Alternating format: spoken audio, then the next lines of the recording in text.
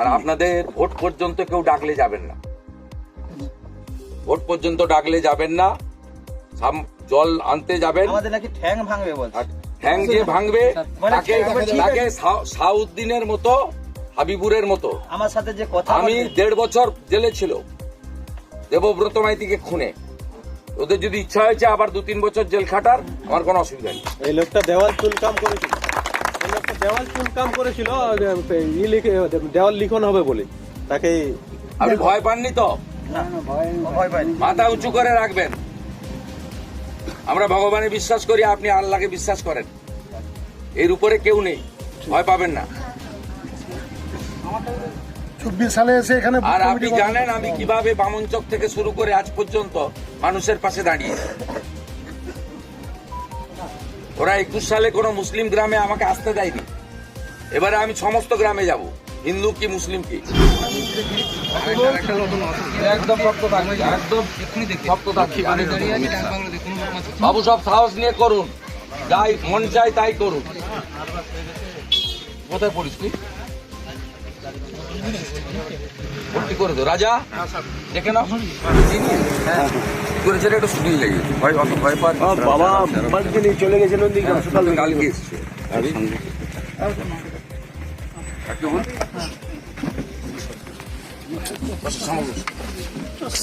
আপনি পার্টির পক্ষ থেকে বলুন সেন্ট্রাল ফোর্সের রুট মার্চ করাতে, রুট মার্চ করান। আর যে নেতারা করছে আমি বলে দিয়ে গেলাম, 9টা মার্ডার কেসের পেন্ডিং ওয়ারেন্ট আছে। আমি ঠিক সময় পুলিশ অবজারভারের কাছে যাব, বাড়াবাড়ি করবেন না। আমি পরিষ্কার বলে গেলাম, ভদ্র থাকুন। 21-এ যে নোংরামি করেছেন এবারে হবে না। শ্যামল সাহু, তোমার দায়িত্ব সকলের সঙ্গে যোগাযোগ রাখা। পঞ্চায়েত সমিতির চেয়ারম্যান, তোমার দায়িত্ব। এই মন্ডলের মাইনরিটি মোর্চার সভাপতিকে ওই আপনি আছেন। আমাদের রাজু ভাইয়ের ভালো নামটা নাসির ভাই আছেন। আপনার দায়িত্ব এদেরকে প্রোটেকশন করা। সমস্ত বিজেপি সমর্থক যারা স্বইচ্ছায় তারা প্রার্থীর ব্যানার রাখবেন বাড়িতে, বাড়ির সামনে, কে হাত দেয় দেখব। এখানে তৃণমূল কংগ্রেস সম্পূর্ণ সাম্প্রদায়িক এবং সংকীর্ণ রাজনীতি করছে। তারা ভারতবর্ষের সবচেয়ে বৃহৎ রাজনৈতিক দল, যে রাজনৈতিক দল সংবিধানকে বিশ্বাস করে তাকে মেনে চলে, সেই দল এখানে করতে দেবে না। মহল্লার মিটিং এর নামে মূলত তৃণমূলের গুন্ডারা মিটিং বসিয়ে মসজিদে যাওয়া যাবে না, সাবমার্সিবল থেকে জল নেওয়া যাবে না। এটা কি মধ্যযুগীয় বর্বরতা নাকি? সামাজিক বয়কট। এর আগে আমরা এগুলো মেনে নিয়েছি। 21 সালে এরা আমাদেরকে ঢুকতে দেয়নি, আমরাও ঝামেলা টামেলা করিনি। এবারে তো ছাড়াছাড়ির সিন নেই। এবারে মুসলিম এলাকায় বিজেপি আর আইএসএফ ভোট পাবে, তৃণমূল একটা ভোট পাবে না। আমি আজকে বলে গেলাম, আপনি বুথগুলো খুললে দেখবেন মাস্টারমশাই সবে মিরাজ সাহেব পাবেন, যারা বিজেপিকে পছন্দ করে না। আর রাষ্ট্রবাদী লোকজন, যে বেকার চাকরি চায়, যে মহিলা নিরাপত্তা চায়, যে বয়স্ক লোকটা বার্ধক্য ভাতা চায়, যে গরিব মানুষটা তার পাকা বাড়ি হোক চায়,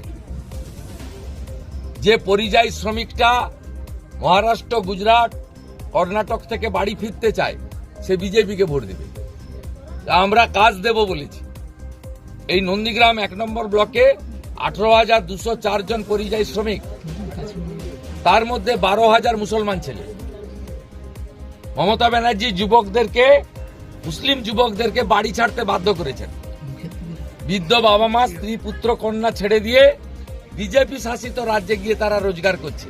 সুরাটে, পুনেতে, নাগপুরে, মুম্বাইতে, ভুবনেশ্বরে, কটকে। শুধু মহারাষ্ট্রে 3200 মুসলিম ছেলে থাকে নন্দীগ্রামের, 600 জন মুসলিম ছেলে থাকে উড়িষ্যাতে, 1100 জন মুসলিম ছেলে থাকে কর্ণাটকে। তাই এবারে তৃণমূলের অবস্থা কি হয় দেখবেন।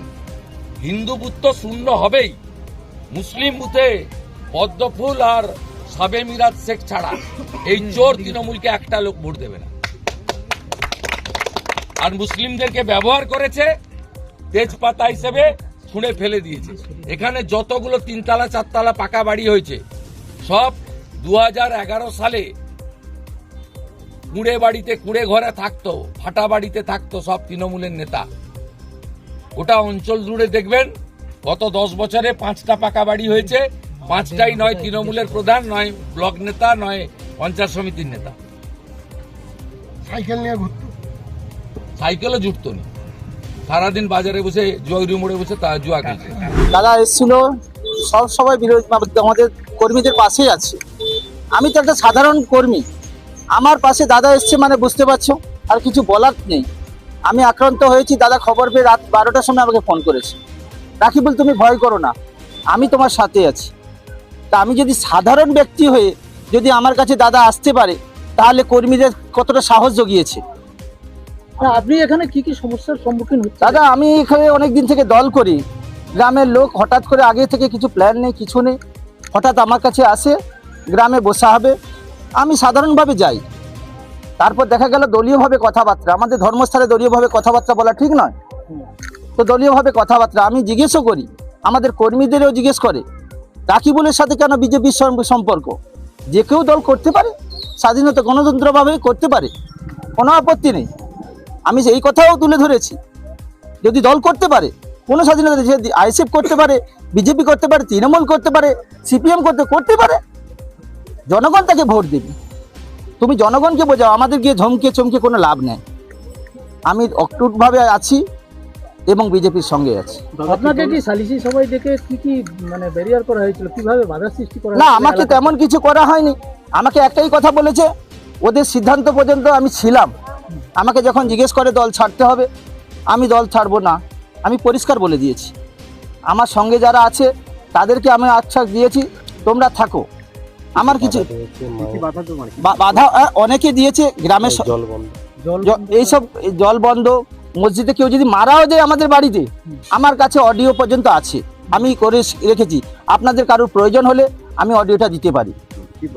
কি বন্ধ করা হয়েছিল? আমাকে মসজিদ থেকে বারণ করা হয়েছে এবং এলাকা থেকে বহিষ্কার করা হয়েছে, আমার সাথে যে ঘুরবে তাকেও বহিষ্কার করা হয়েছে, এবং আমার ভাই টোটো চালায় তাকেও বলেছে টোটো চালানো বারণ, কেউ উঠবে না, এটা ঠিক নয়।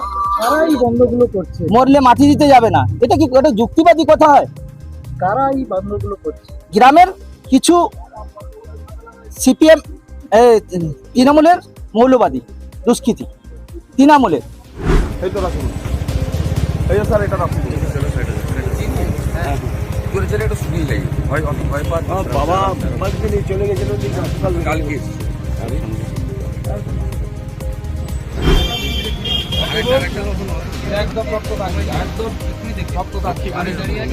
বিধানসভা নির্বাচনের আগে ফের তপ্ত হাই ভোল্টেজ কেন্দ্র নন্দীগ্রাম। রাজনৈতিক হিংসার এক চরম অমানবিক ছবি উঠে এলো নন্দীগ্রামের দীনবন্ধুপুর এলাকায়।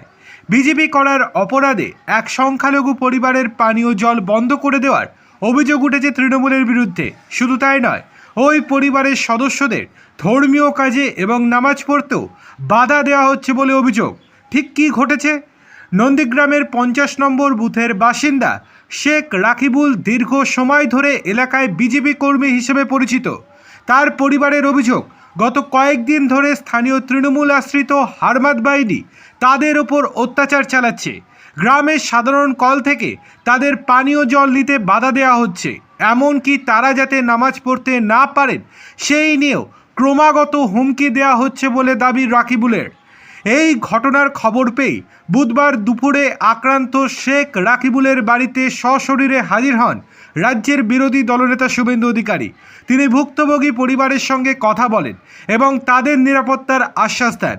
রাকিবুলের অসহায় পরিস্থিতির কথা শুনে ক্ষোভ উগরে দেন তিনি।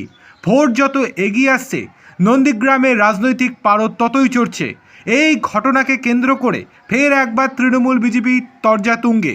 বিজেপির দাবি, পায়ের তলা থেকে মাটি সরছে বুঝেই সন্ত্রাসের পথ বেছে নিয়েছে শাসক দল, যদিও তৃণমূলের পক্ষ থেকে এই অভিযোগ অস্বীকার করা হয়েছে।